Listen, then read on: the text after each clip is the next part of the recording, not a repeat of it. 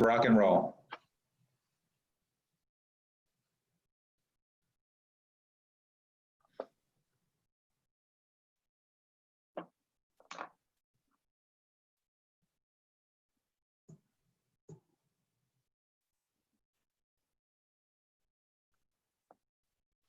Hey everybody, and welcome to today's webinar, What a Retailer is Looking For from a Small Emerging Brand, Part 4, Execution in the New Normal.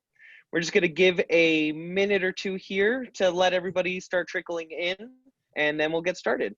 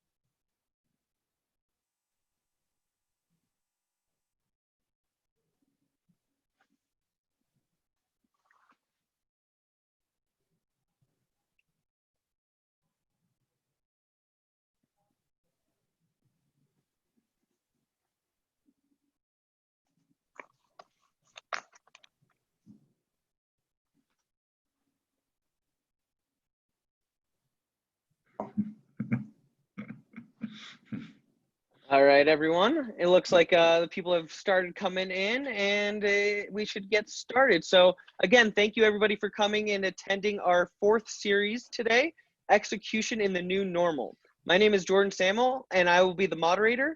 I'm also the co-founder and CEO of Evo Hemp and part of the Road to Retail team. I'm pleased to introduce one of today's speakers, Tracy Priest. Tracy is a 30-year veteran of the consumer packaged goods industry. Rich with experience in both sales and marketing, Tracy has held several sales positions at blue chip companies where he drove specific programs, increasing both market share and sales with large retailers in all classes of trade.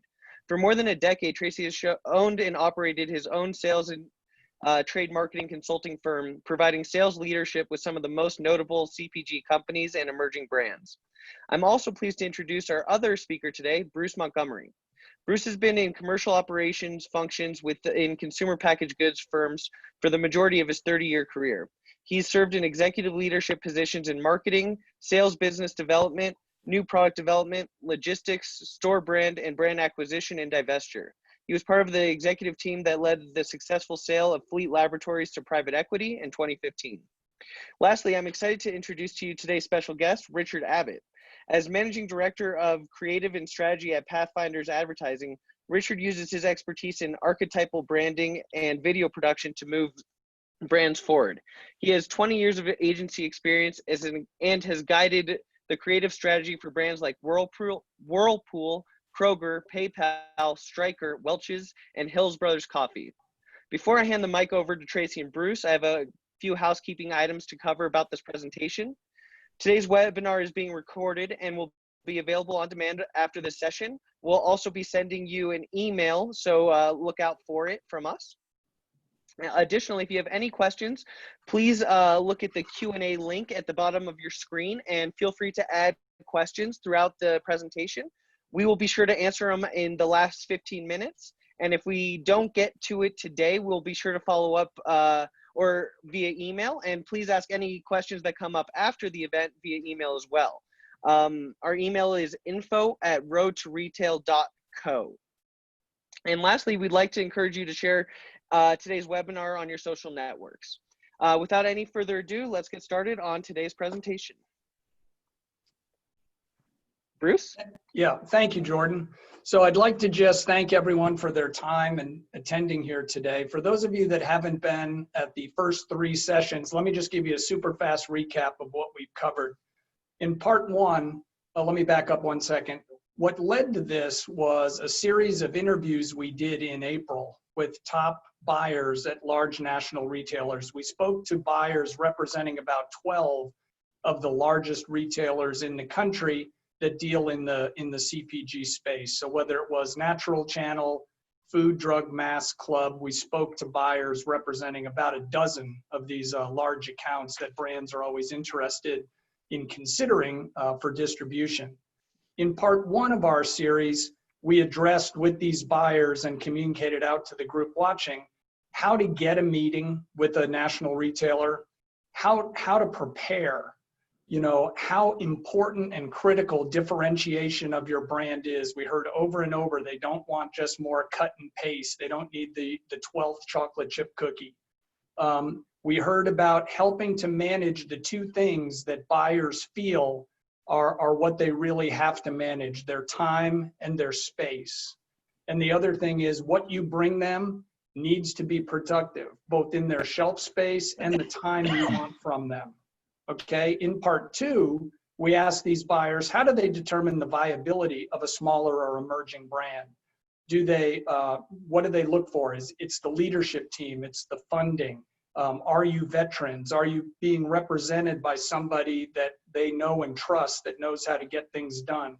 Do you have money to drive your business? A great quote we were given was, I need to know you have funding and you are committed to your brand before you ask me to commit to your brand.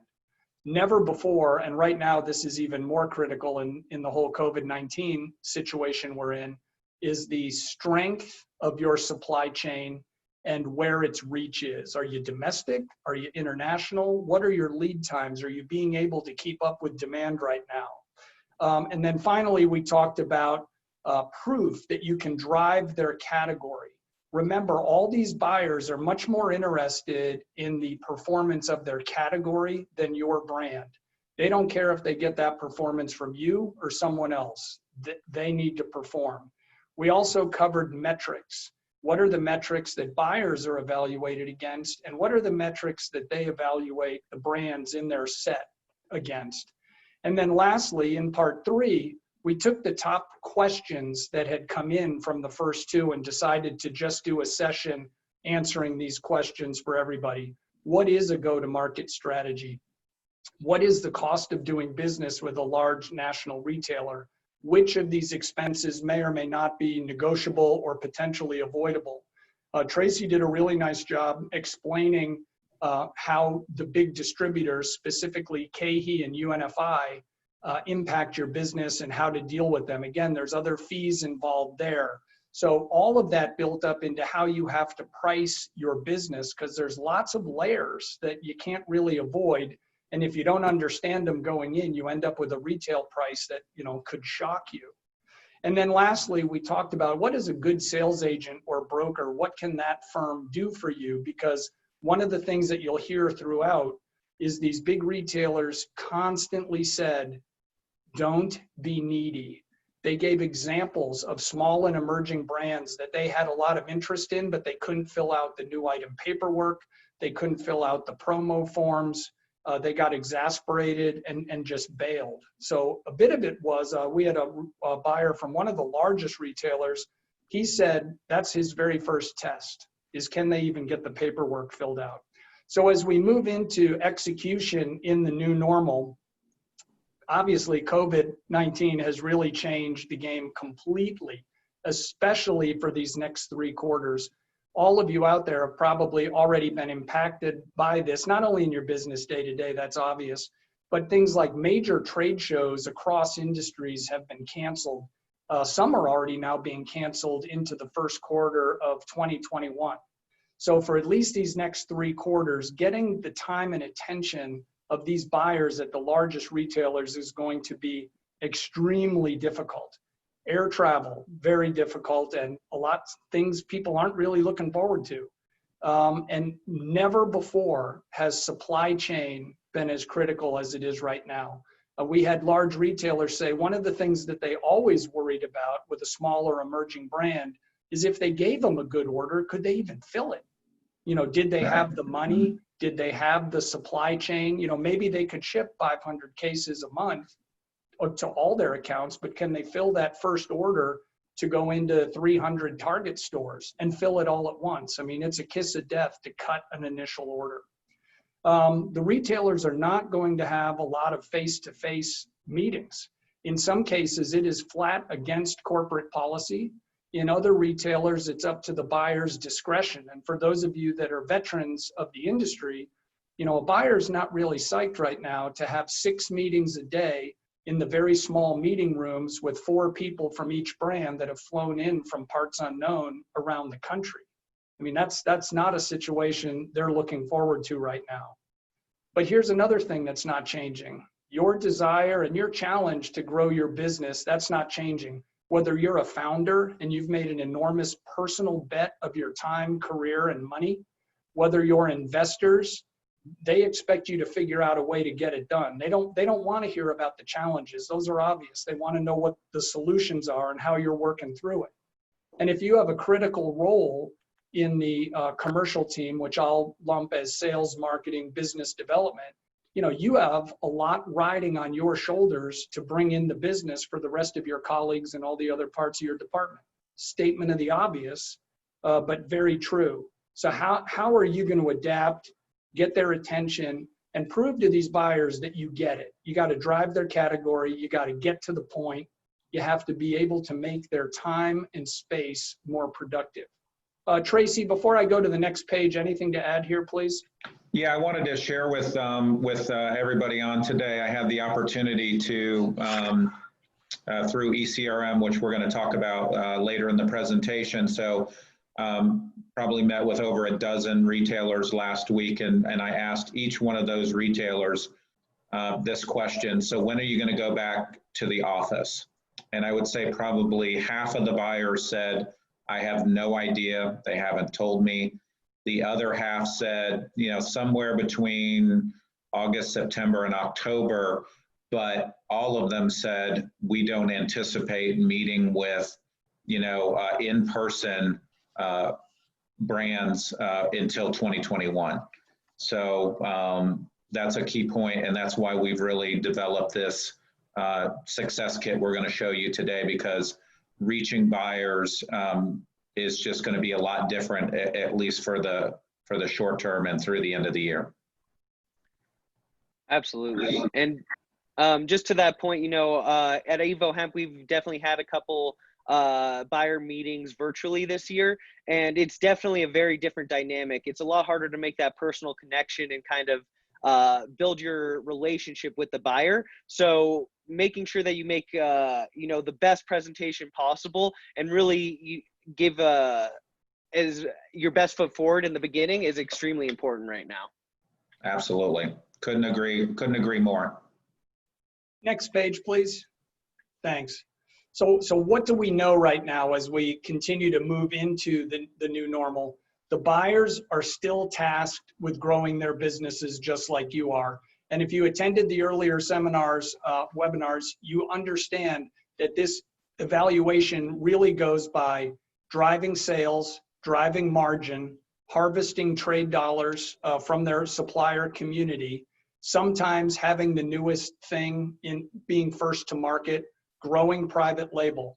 That's not changing. A lot of their bosses and the DMMs are saying, as Tracy just said, don't really care how you do it as long as you get to the finish line, okay? So getting to them as a small emerging brand is going to be a real challenge, because we had a lot of buyers say, look, these small and emerging brands, they add a lot of interest to my category. This is where big brands come from, right? You got to find the small ones and make your bets and go there. He said, but I really need my big brands to perform for me to win. So what's that mean? It means that your goal of getting some of this precious extra time is going to be even harder. So what can you do? Okay, this is straight from our interviews, folks. Working with someone that the buyer has heard of and trusts, that they know how to get things done at their account or in their building. Proving that you understand that the buyer is much more concerned with the performance of their category than your brand. We talked about how many of these small emerging brands, they always say things like, well, my product's great. That's table stakes, okay?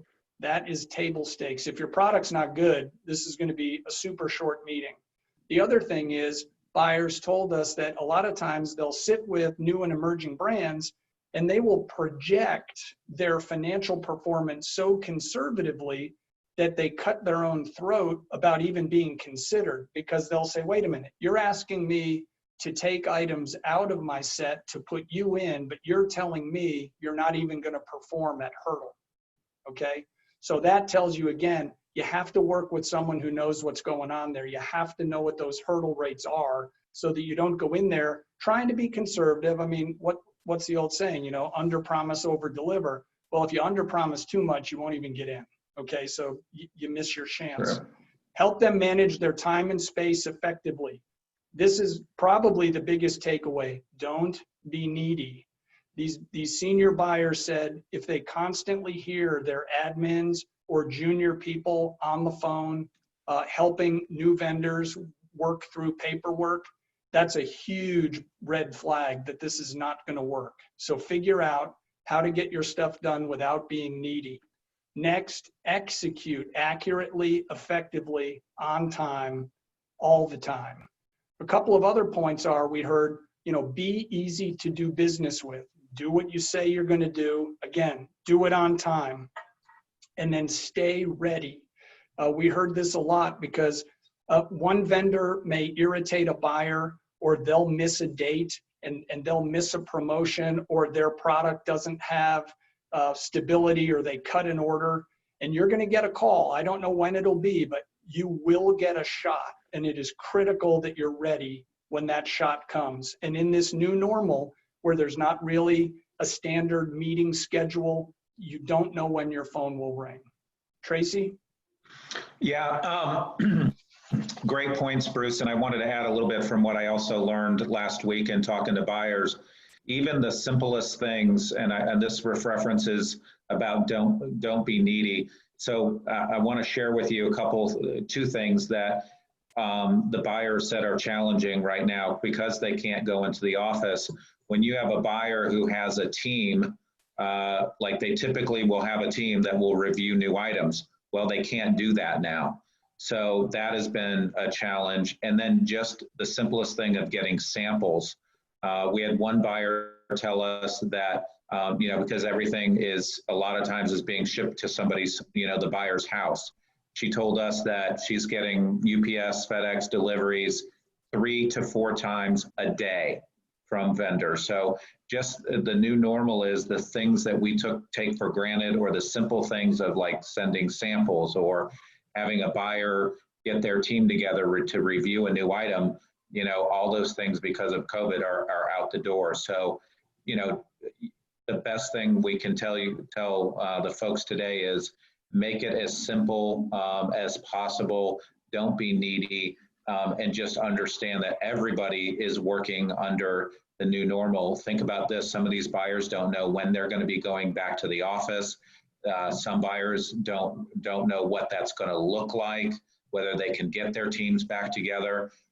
We had another buyer tell us that, you know, she was doing a hair care review, and she took 2 carloads of samples to the office. So again, it's just crazy times, different times, and this is going to be the new normal for right now. But Bruce's counsel on, you know, just understanding what their new normal is and not being needy, I think, are key points. Absolutely. Jordan, anything to add there?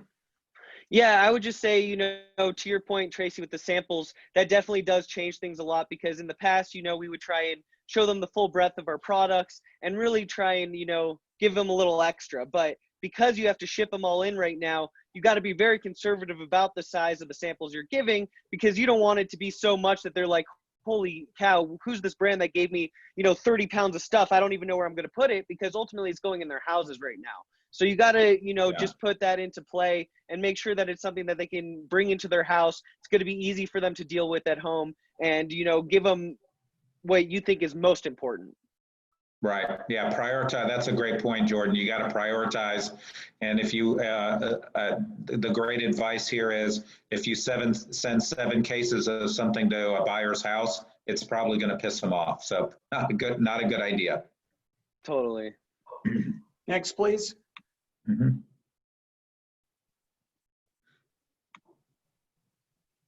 There you go. So staying with this theme, what are the small and emerging brands to do? You've got to be creative, okay? So several of these buyers told us, they said, look, I'm trying to give new people a shot. I'm trying to challenge my large vendors that are getting lazy and are assuming that, you know, they just automatically get their same space and same programs. But they got to understand, they said, look, I've got 2 little kids. I'm looking at new item decks at my kitchen table at 10 o'clock at night. So and I've been guilty of what I'm about to say. Those of us that send in the 80-page deck thinking we've been super thorough and covered everything, that is the last thing they want. They want, get to the point, save me time, see if there's something that's interesting. Prove that you know how I'm being graded and what it's going to take for me to request further time with you to talk about these things. Now, the next one, meet this challenge by using some of the new tools that are out there. Tracy's going to take you through a couple of these right now, and then we'll talk to you about our success kit idea toward the end. And then, you know, you have to do things other than think, well, I'm super persistent. I'll send in an email early in the morning or late at night or on a Saturday. You're going to, 1, you're going to overwhelm them, and 2, you're probably going to irritate them. My bet would be most of these buyers at the bigger retailers are probably averaging about 80 to 100 emails during normal times. It's probably 150% of that right now. So just thinking, you know, bombing them with emails will eventually get a response. Oh, you might get a response and it won't be the one you want. And then lastly, get moving now.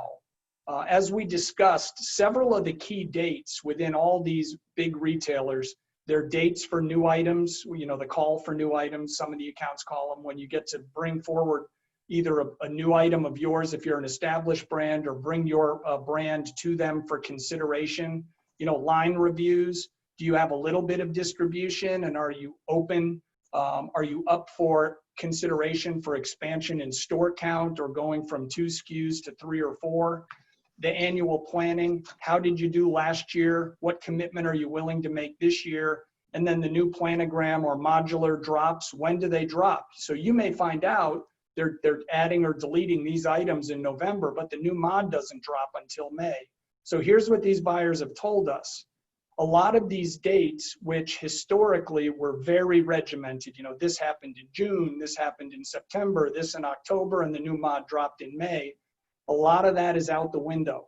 Okay, we've heard some retailers say that categories lacking innovation, they may not even do any line reviews because it's not worth the store hour investment to make all those changes. Right now, they're still working COVID, just trying to keep their supply chain in order and keeping stores stocked. Line reviews generally are not being canceled, but they're being pushed around. So I've done a lot of time in my career in HBA OTC. So for the large retailers, I've always had a pretty good idea of what those schedules are. Okay. Hey Bruce, what are those acronyms you just used, and what do they mean? Every time I try to switch, it's a built-in output, built-in microphone. Yeah. Which the new items? Yeah, you said HBA and okay, I'm sorry. Health and beauty aids and over-the-counter drugs. I'm sorry. Good catch. So those are dates that I've known for 20 years, but I can't assume that those are still going to stand. So again, it gets back to showing that you know the retailer and you're working with people that know what's going on. So these dates are moving around, and you really have to know them, because a buyer is not going to bend for a big company. They're certainly not going to bend for a small company. Tracy, anything to add here? Yeah, so on the, so great points, Bruce. I would tell you that supply chain is really critical. And so this does afford new and emerging brands an opportunity, though, where there might be some brands that just can't supply. So the retailer is looking for brands to replace that, or they're looking for brands to expand certain sections, like, for example, hand sanitizer, which I know we're not talking about, but you know, a lot of retailers right now, because of the demand, are increasing their space in that category, so that because of what we're going through with the pandemic. So I do think, though, that this is, you know, affording new brands, emerging brands, an opportunity to get in front of retailers, because some retailers are looking for, you know, to replace brands that can't supply them right now. That's a very good point. Yeah, and to that point, Tracy, I would say that's a great opportunity to be getting your product on shelf. And then additionally, because of the supply chain issues and just trying to maintain, you know, having full stock at their stores, it's going to be hard to bring in a product that's like a Me Too item. Correct. And it's really important to have innovation right now. That's what's going to get the eyes of the buyers and get them interested in having a conversation with you. If you're bringing something that's very similar to something else they already have on shelf, it's likely that they're going to just push you aside and tell you to wait till COVID is over. So, you know, it's really key right now to come up with something innovative. What makes you different, and how are you going to, you know, move the needle on their shelf that's different than what they're seeing today? Yeah, and one other point before we press on to pick up where Jordan went is, if you're a new brand that does not have distribution in these accounts, one of the things they look for, the buyer said, if I see a brand getting traction at a retailer that I respect or I really compete head to head with, that gets my attention.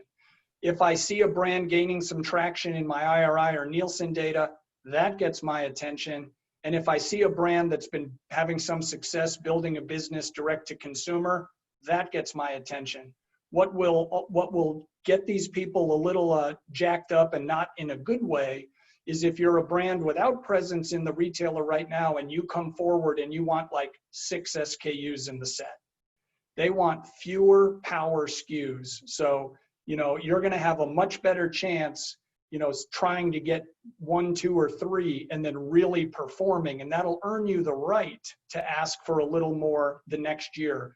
But if you were to go in and say, hey man, it's 6 or nothing, the answer is probably going to be nothing, unless you have built one hell of a smoking business online or somewhere else. Next slide, please. Okay, so right now we've kind of set the table about what we've learned from the buyers and what they're looking for, and how you're going to break through in this really weird new normal where time is even more precious and harder to get with the buyers at the large retailers. Tracy's going to take you through a couple of the tools that we've seen in the field, and that we've either personally or through friends and colleagues seen have some success. Tracy? Yeah, thanks, Bruce. I appreciate it. So I'm going to take you through 2 opportunities. So again, as we've mentioned, the world is changing, and everything is really going virtual or online. So like I mentioned, I had the opportunity to be a part of an ECRM conference last week, which typically, you know, we would fly somewhere to a hotel for 4 or 5 days. Of course, all that's not happening. So ECRM has done a great job of pivoting, and all of their conferences through the end of this year are all going to be done virtually. Jordan, go back 1, sorry. Oh, sorry about that. Yeah. So all, like I said, so no in-person conferences until 2021. So this, I believe, is a great way to get interaction with buyers. I will tell you that they've created their own ECRM platform, so it is not Zoom, but it is very, very similar.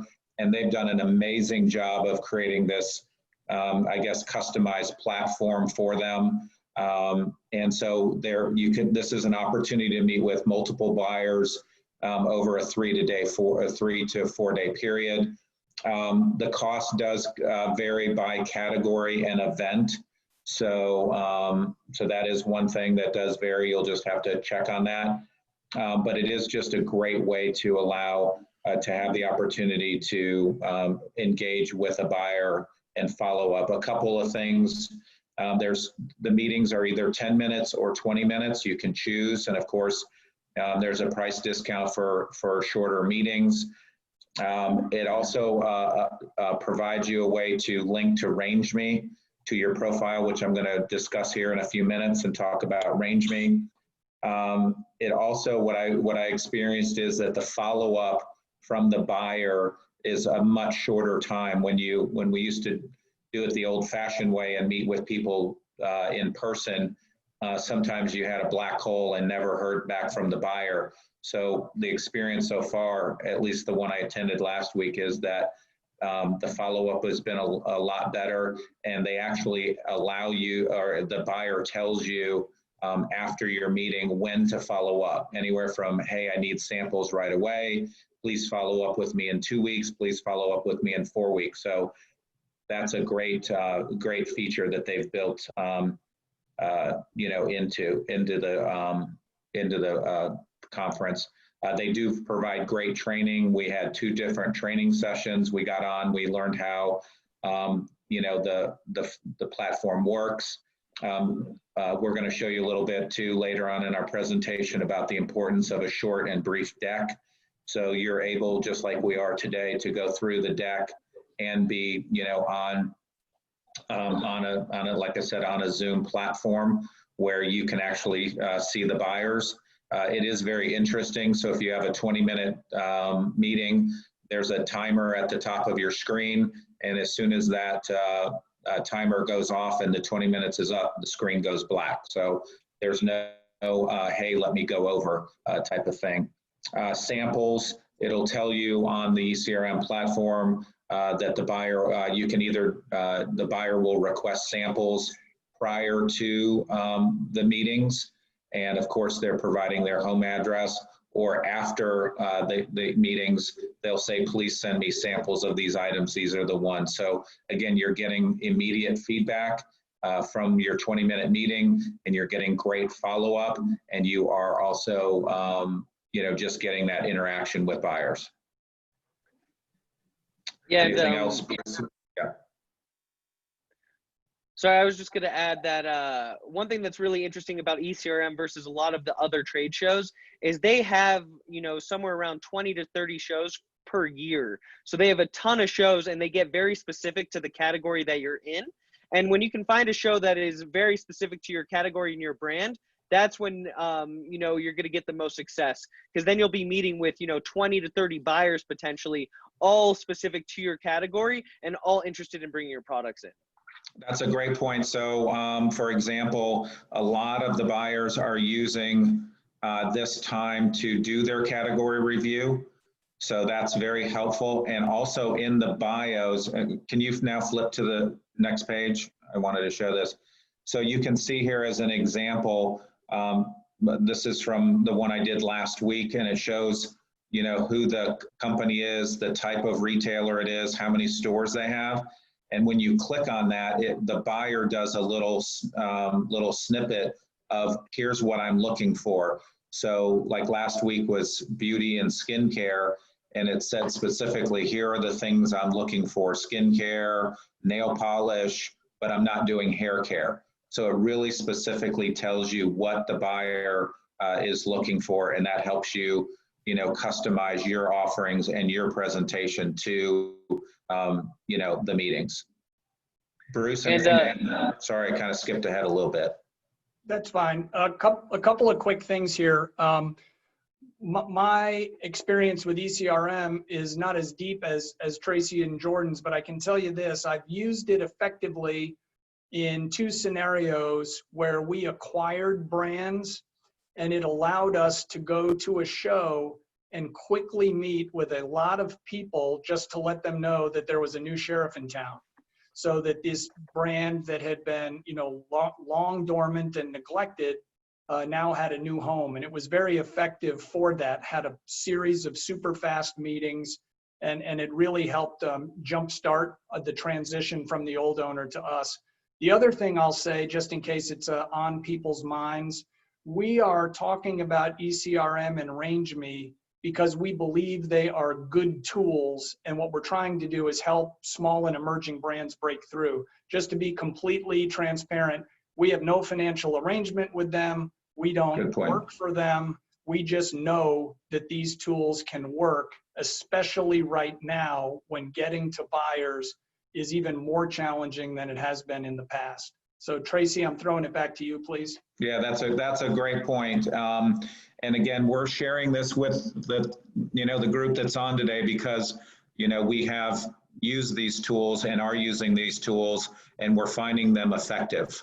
So, until ECRM came along and started doing virtual meetings in May, so COVID kind of started in mid-March, it was extremely difficult to get the attention of a buyer for those 6 or 8 weeks. So again, we're living examples of these things that we're showing you today, these tools that we've used them and we find them to be valuable and helpful.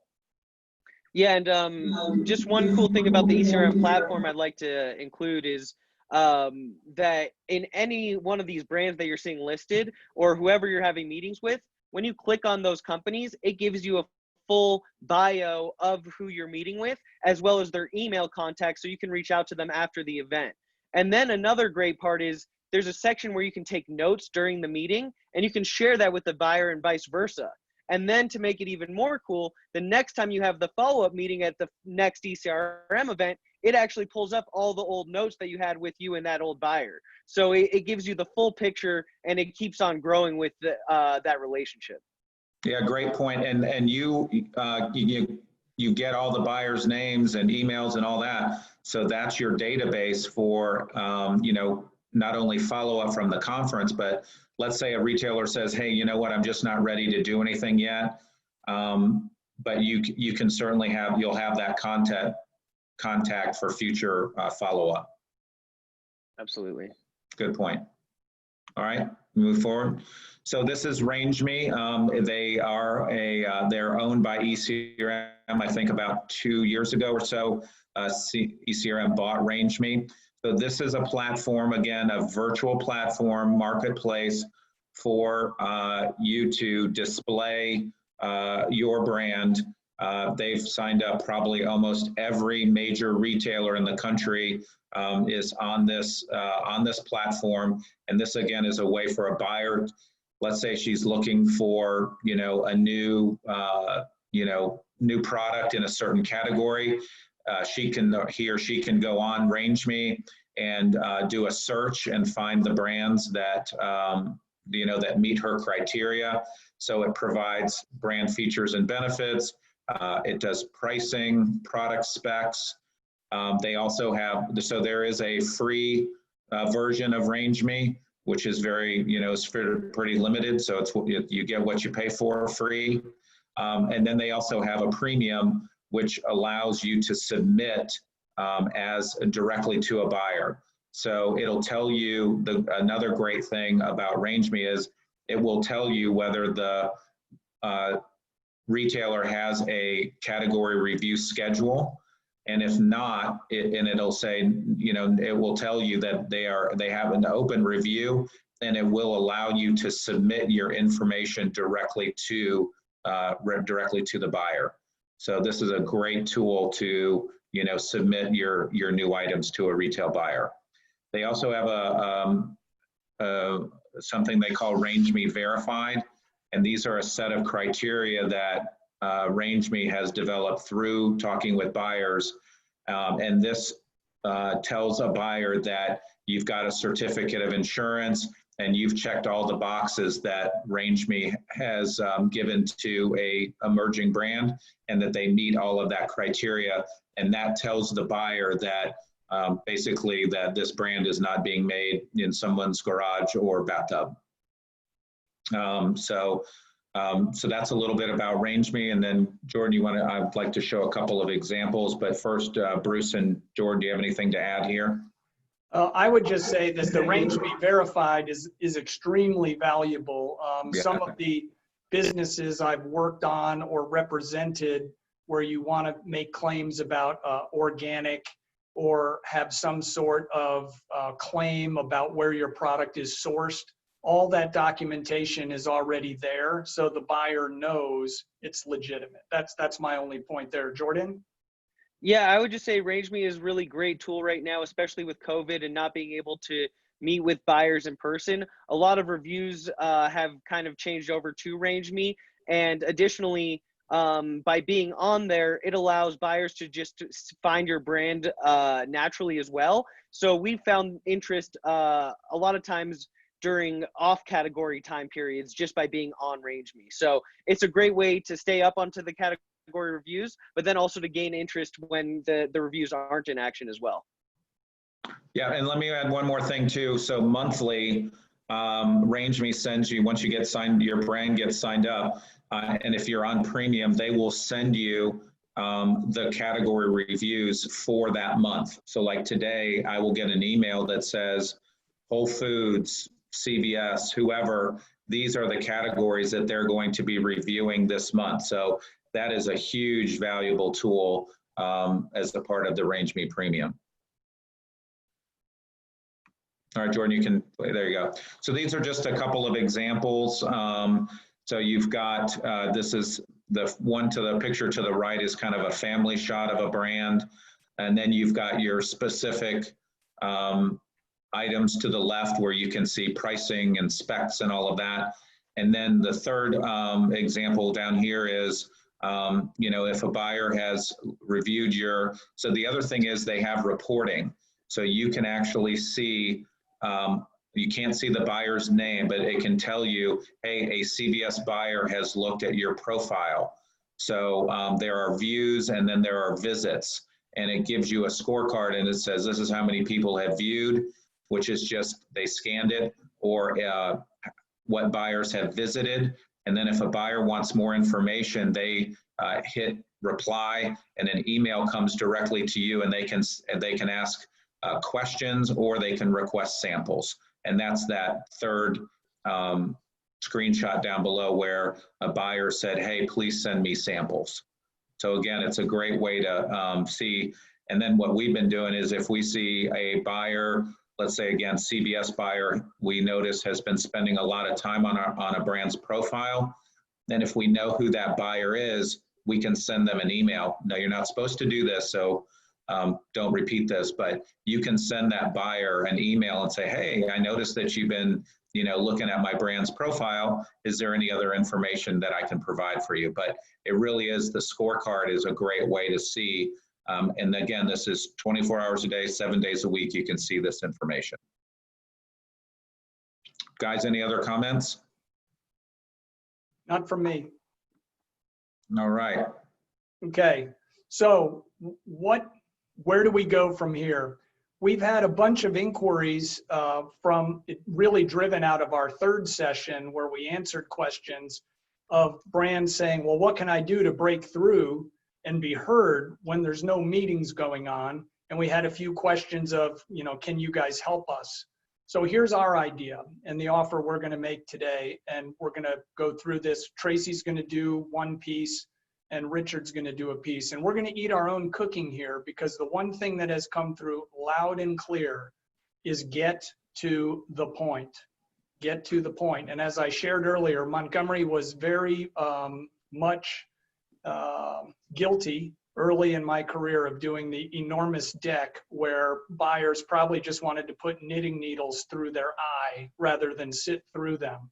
They have said that the perfect deck is 7 to 10 pages. One guy said as high as 12, but that includes your hello and goodbye page. So right in this 10-page sweet spot is where you have to get to the point. The other thing that we're going to put forward today is to allow the brands to put together a short video allowing the brand, whether it's a brand manager, a spokesperson, your founder, your CEO, to have that man or woman literally tell the brand story in their own voice, okay? Because coming out of here, the goal is for you to break through and have that buyer follow up or take your follow-up request and ask for that Zoom or Teams or conference call to go into greater detail. You have successfully piqued their interest. But how do we cross that bridge right now when time is precious? These people are working from home. They're trying to put their kids to bed, you know, cut their lawn, return samples to their company where they're employed. How do we do this? So Tracy, why don't you walk through what this short deck could provide, Yeah. and then we'll turn it over to Richard to drive through what a video could look like. Absolutely. And so back to kind of our eCRM point too, is that in a 20-minute meeting with eCRM, you're really only going to have time for 7 to 10 pages because you want to leave time for them to ask questions, you know, for you to ask questions. So you really want it to be like a face-to-face meeting. You would want it to be, you know, a dialogue. So Jordan, can you flip to the next page? There we go. So here are our recommended components of a presentation. Again, if you'll look here, we've got about 7 or 8 bullet points. So of course you want to have your product offering. You want to tell about who your company is and make an introduction. If you've got a category overview, hey, here's how the category is performing right now. Very critical to say, hey, this is the target consumer. Here's how that target consumer matches your consumer. Mr. Retailer or Mrs. Retailer, that's really important. You want to show them how and why and how you're going to grow their category. As Bruce has alluded to, that's a critical of critical importance to a buyer. And then, of course, you've got to have a plan on how to support your brand. So again, another critical piece: how am I going to support it? The brand at the retail level, and then also with the consumer, and then also then provide your pricing and product specs. So if you can get through all of that in 7 or 10 pages is what we're recommending. And Richard's going to show a presentation that kind of goes through all of this. I think you're in good shape. But again, back to the whole opportunity, whether you get a call scheduled, whether you get eCRM, conference, you're going to have to be short and sweet and to the point because you're not going to have a whole lot of time. I will tell you also, as Richard shows the video here, as far as RangeMe goes, you can actually also post videos to your RangeMe profile. So two other quick things to add before we yield the floor to Richard is, for those that have been on the previous calls, sometimes pricing is not something that the retailers will want, but it should be in this deck because a lot will. Some just want to know what's their acquisition cost. Others will appreciate a market survey. Others will appreciate what you think it should be priced at if you know their margin requirements. The other thing that you might want to consider including here is if you've made the decision to employ a sales agent or a specialty broker that really specializes in Whole Foods, you know, Sprouts, Target, Walmart, you may want to mention that in here because again, you want to make sure you're easy to do business with, that these buyers have supreme confidence that they're not bringing on a needy vendor, that you're working with someone who knows their way around the building. So I just wanted to make those 2 points. Richard, the floor is yours. Thanks, Chris. So in addition to the presentation components that you just saw that get to the nitty-gritty of your company, we're also suggesting you develop a 5 to 7 minute brand story video the buyer can link out to. So this will allow the buyer the opportunity to virtually meet you and hear you tell your brand story in your own words. So what we can help you with is the following. So we can provide you with an agnostic story shell that essentially outlines how your story should flow and where you should drop in visual and video elements. And number 2, we can give you very simple directions on how to light and record or even photograph yourself and your product. So we can even provide recommendations on equipment you may want to purchase even if you want a higher quality output. So I know we're running tight on time. I'm just going to show you a sample video that was quickly created using only my iPhone and a PowerPoint. So the content that you're about to see has been completely made up. So don't get hung up on the words or the product. You know, although it's a real product, I'm going to show the information I present is entirely fictionalized. We would make recommendations that are specific to your brand. So, and to be clear, this video is meant to complement the drier PowerPoint that the buyer would read, the 7 to 10 page deck that Tracy alluded to. And it should not just be you reading that PowerPoint. It's an opportunity for you to be creative, as we said earlier, and to show the makeup of your product, whether that's your ingredients, your viscosity, your application, if that's applicable, and tell your brand proposition as only you can. That way buyers get the benefit of the details of your product and seeing your personality. So take a look at the sample video, and you may want to turn up your volume so you can hear well. Go ahead, Jordan.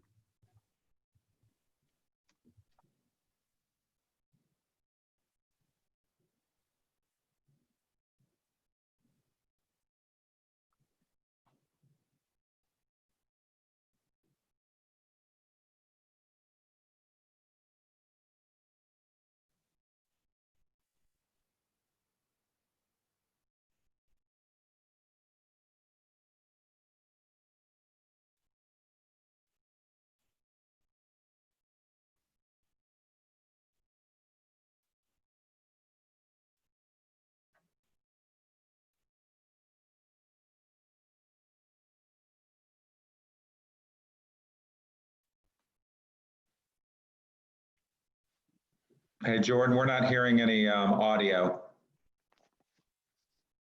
I hear it perfectly. Yeah, somebody in the chat said they can't hear it. Sorry, what did you say, Tracy? I said somebody in the chat said they can't hear it, and I can't hear it either.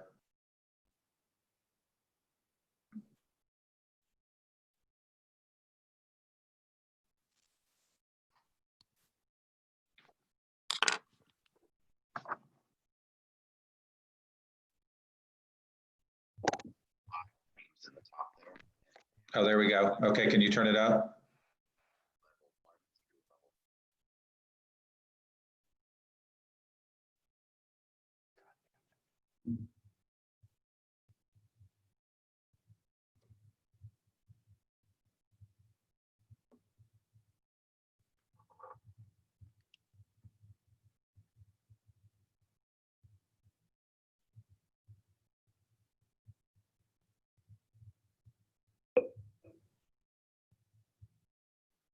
Jordan, I don't think we're getting any volume. So I'm just going to go ahead. And basically, it's essentially a screen share where you can see a little bit of the agnostic shell that we built, the story shell.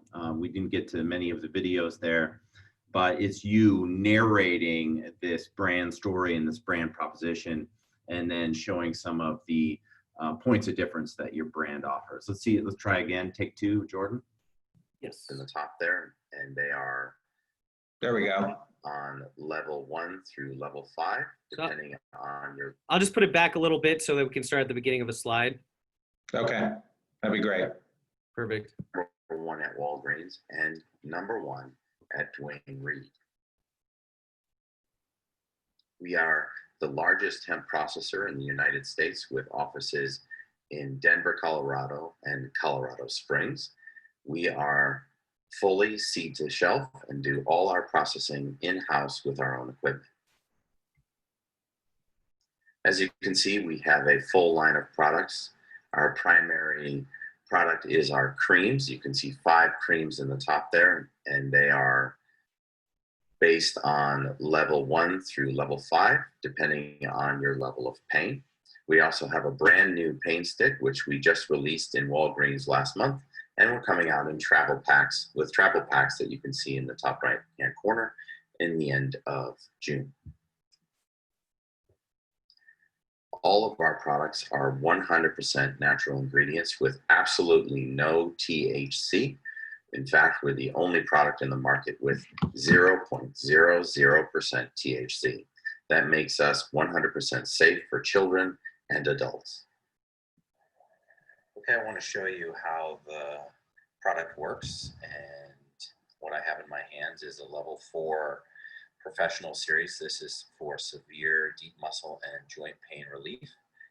As you've seen in the deck already, we have 5 different levels of pain relief. So this one in particular has menthol and camphor to also help with inflammation and severe pain relief. As you can see, the product is very smooth and creamy and has very little residue left over when you rub it into your body, and in fact almost disappears instantly.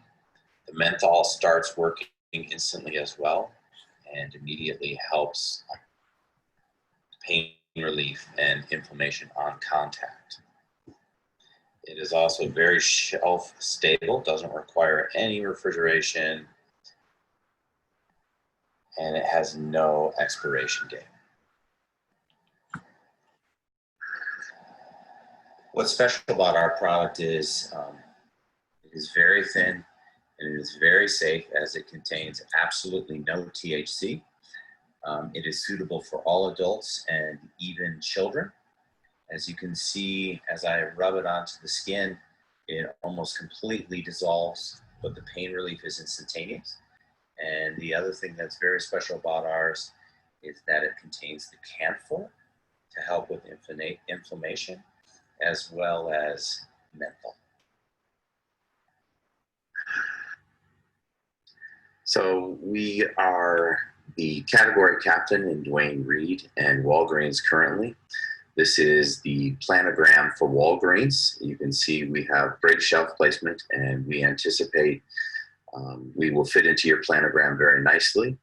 In doing a review of your competitive set, we can see that Reliva is your current CBD cream that you carry. However, Reliva does contain THC. It is also 15% more expensive than our product, and it does not have a full product line.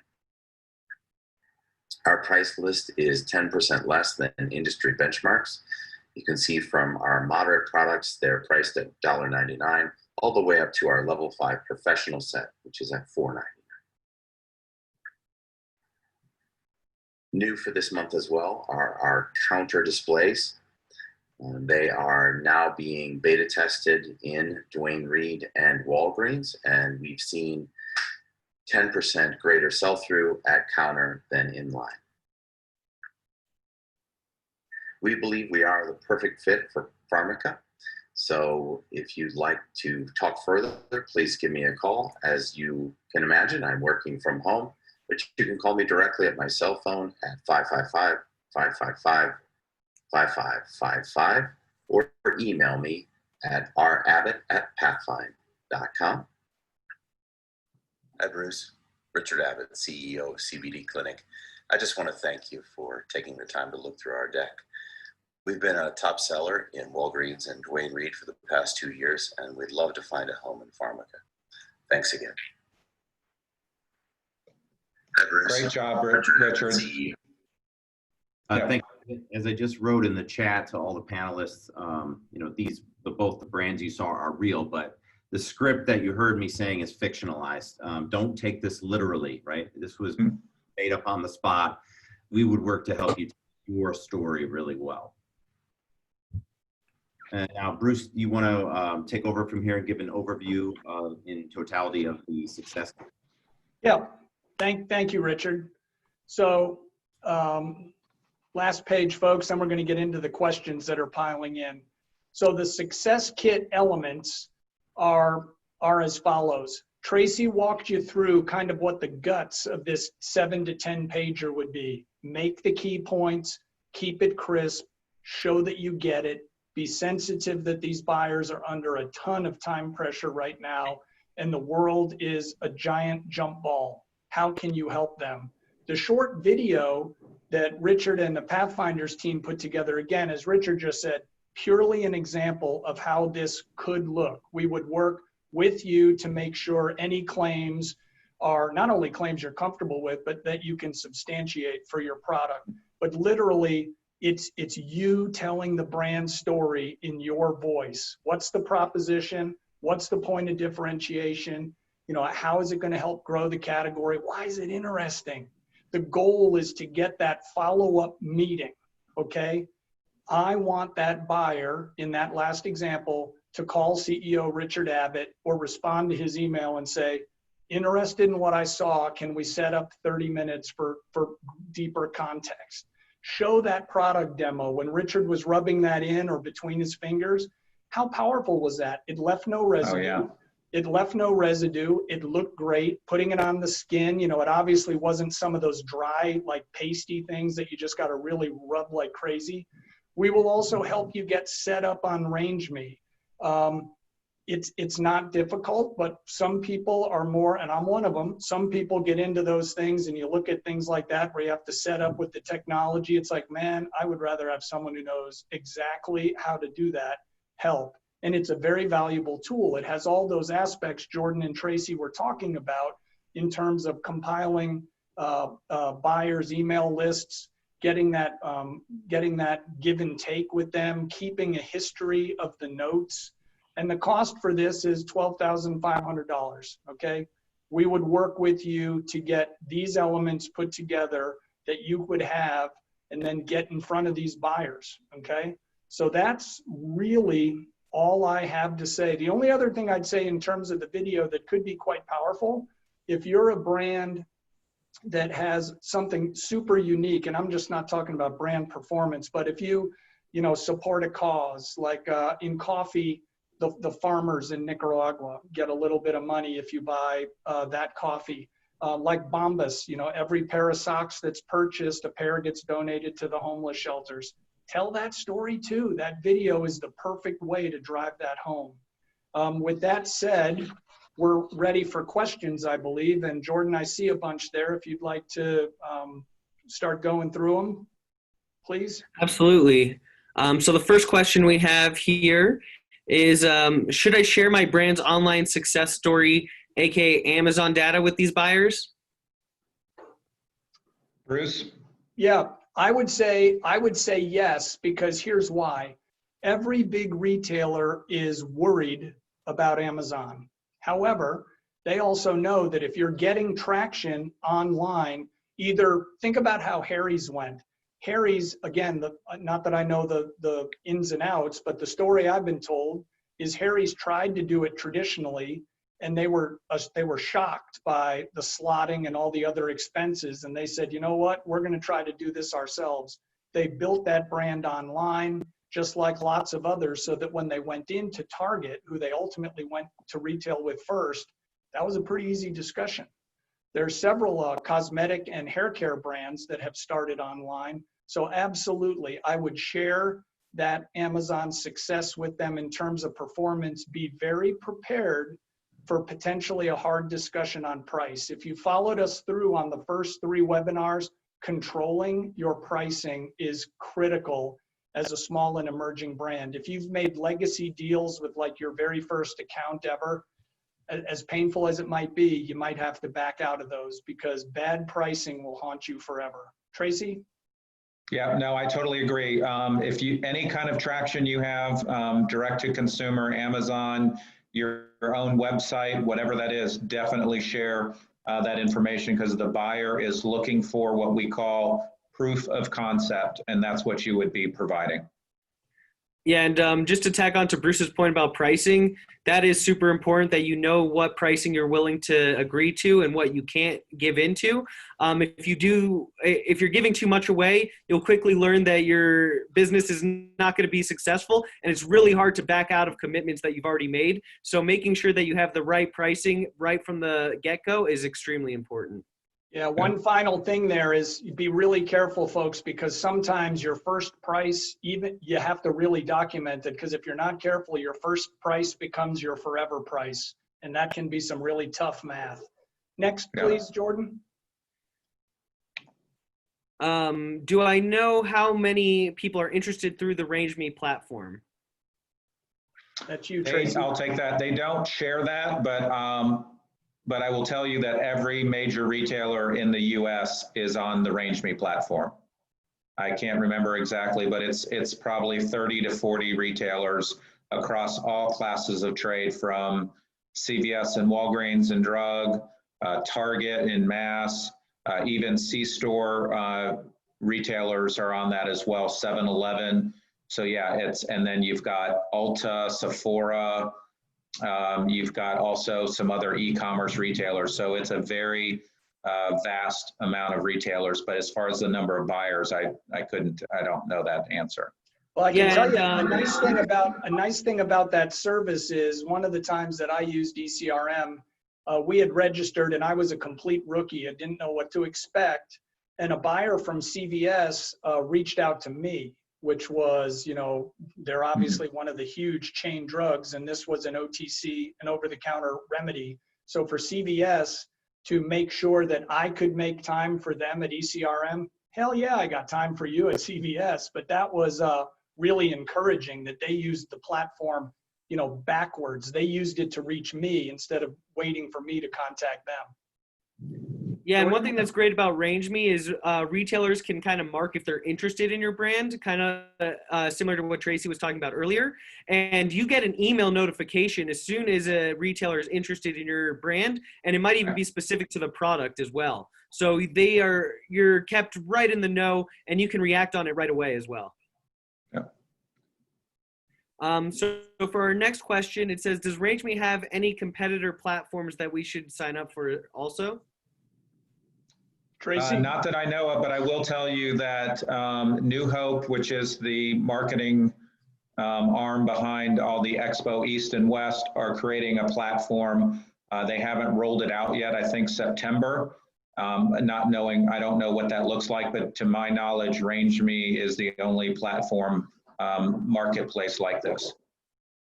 So. Absolutely. Next we have, for ECRM, do you get the same amount of buyer meetings virtually as you would in person?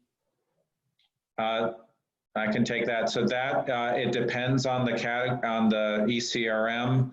Last week we had, I don't know, 14, 15 meetings, and we have one coming up in the end of July where we have over 30 meetings. So it really does depend on the category.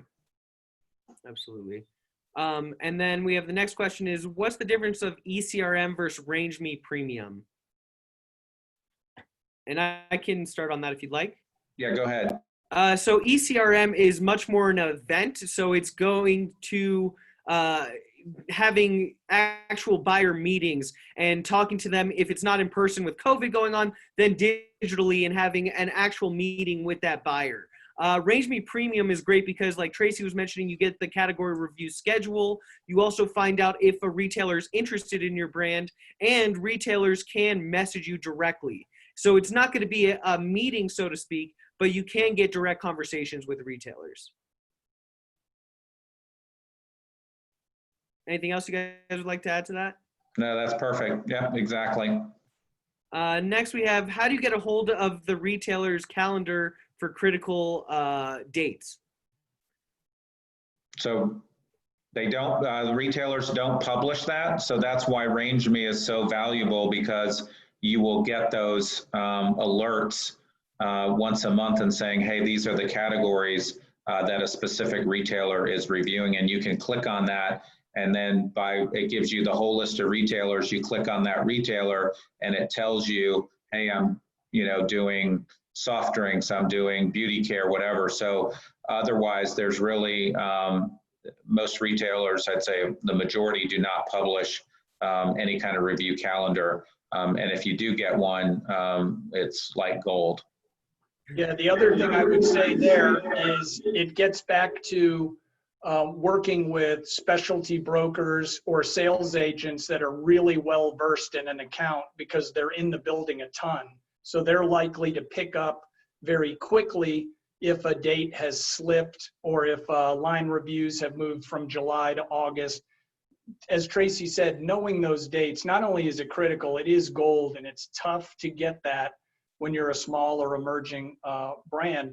I mean, at one point in my career, I was leading sales and marketing of a company over $200 million, and sometimes that was hard for us to get those dates. So it really gets down to who you know, and then as you build those relationships with buyers, you want to walk that fine line. A lot of them don't want, to exchange knock-knock jokes with you every day, but if you develop the reputation of doing what you say you're going to do on time and accurately, you kind of earn the right to ask them some questions like, hey, Bruce, is July still the date for new items? And you'll get back, no, actually it moved to August. So, once you get that bridge built, maintain it. Next, please, Jordan. Yeah, so the last question we have for the day is, if you were planning on launching a new item this summer or fall, due to COVID, would you wait until next year, or do you think that now's still a good time to launch?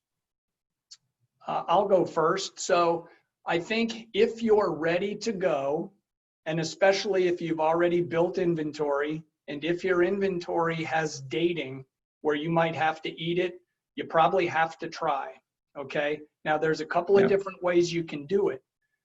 If you have a good sales agent, or if you get up on Range Me, you can find out who is still accepting appointments in your category, or if your product if it's very stable or has a good price to weight ratio, meaning it's reasonably expensive and not too heavy, you can try to go the e-commerce route, whether that means go yourself, go with Amazon, go with some other party, depending upon your category.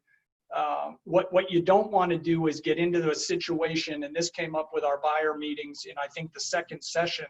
If you start to get national distribution, you can't hold your marketing dollars till it's everywhere, because as soon as you hit the shelf, and I'm just making this up, at Target starts the clock.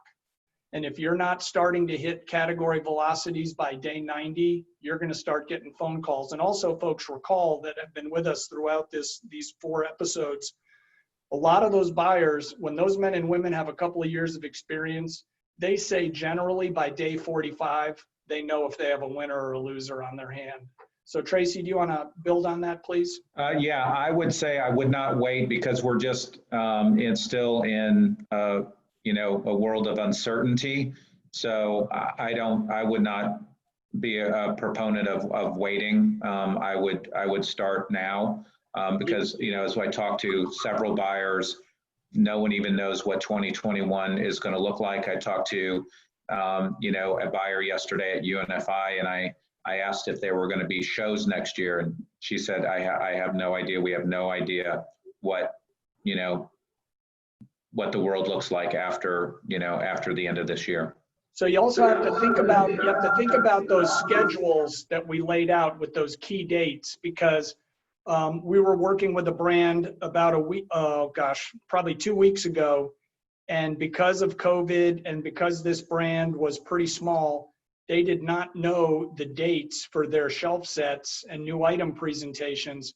They have missed probably 80% of the big set dates. So what does that mean? If they thought they were going to get appointments for new items in June, they would have some comments in September, new planograms communicated in December, and that mod would drop end of first quarter, beginning of second. They're going to miss that whole year. So they're going to have to start presenting next year in 2021 to get on the shelf in 2022. So they've got a big decision, just like the person who asked the question. Do they go with the accounts where they can still get in? Do they go online only? Now, this is a brand within a bigger company, so if they opt to delay, it's not existential to them. But if they were a one product company, they'd have some decisions to make. And I would say what Tracy did, you got to go. Yeah.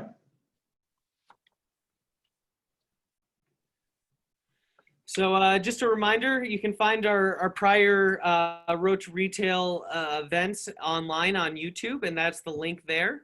And you can also send additional questions that you may have after the call to info@roadtoretail.co. We'll also be sending you guys the presentation via email. So be on the lookout to see this email come through from info@roadtoretail.co.